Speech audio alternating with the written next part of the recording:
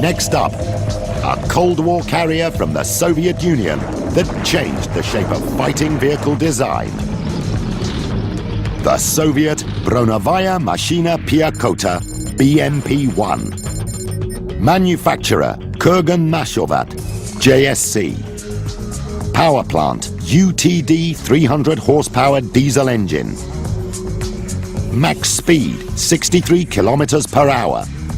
Carrying capacity 3 crew and 8 troops. Armor 3.3 centimeters. Armament: 1 73mm cannon, 1 7.62mm machine gun. Range 600 kilometers. During the mid-1960s, at the height of the Cold War arms race, the Soviet Union introduced the Bronevaga Maschina Piekhota, or BMP-1. The BMP-1 represented a conceptual shift from armored personnel carrier to infantry fighting vehicle. It combined high mobility anti-tank weapons with armored protection for onboard troops.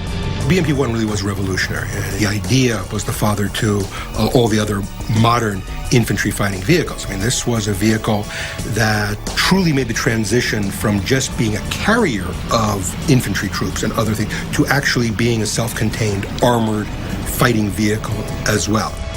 And it was designed with one particularly revolutionary feature. For the first time in infantry fighting vehicle design, the BMP had a roof that could protect its troops. As soon as it was revealed in 1967, the BMP sent shivers of fear through the Western Allies. It was the nightmare of every NATO commander in Northwest Europe to have thousands of these vehicles full of Warsaw Pact soldiers coming at them because they would be difficult to engage the infantry. So yes, I think in overall terms, this was a milestone vehicle.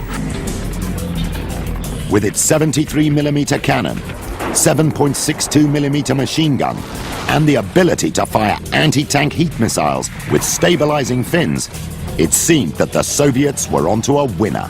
When the infantry is carried into battle and through the battle safer because they're in an armored hull, and that armored hull can also shoot back at your tanks. So this really said that the Soviets were really going to one-up us in the kind of massive armored battles that we expected to see in Europe during the Cold War. Another innovation that the BMP boasted was the ability for troops to fight within the vehicle, rather than having to dismount and lose the protection of its armor.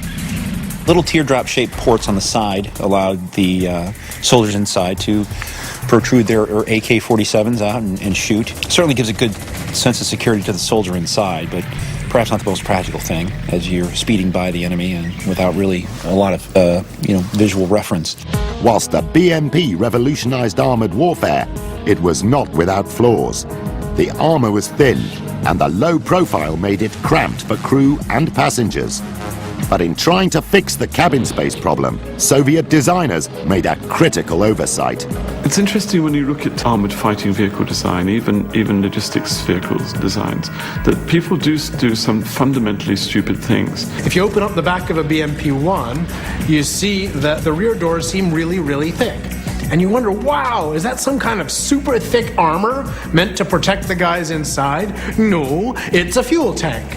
And if a BMP takes a round up the backside, in particular if it takes an incendiary round up the backside, everybody inside is showered with burning fuel and everybody dies. The BMP-1's vulnerability was laid bare by the serious losses suffered by the Egyptian and Syrian forces using it in the Arab-Israeli conflict of October 1973. Its successor, the BMP-2, has seen combat in many major hotspots, used by both the Taliban in Afghanistan and Saddam Hussein's forces in Iraq. It's not known exactly how many BMPs were built, but it's probably in the tens of thousands. So it scores high for production rating, as it does for service length. It also earns good marks for mobility and carrying capability. Its innovation score is down due to some basic design flaws, but the BMP is still strong enough to earn a solid 6th place on our list.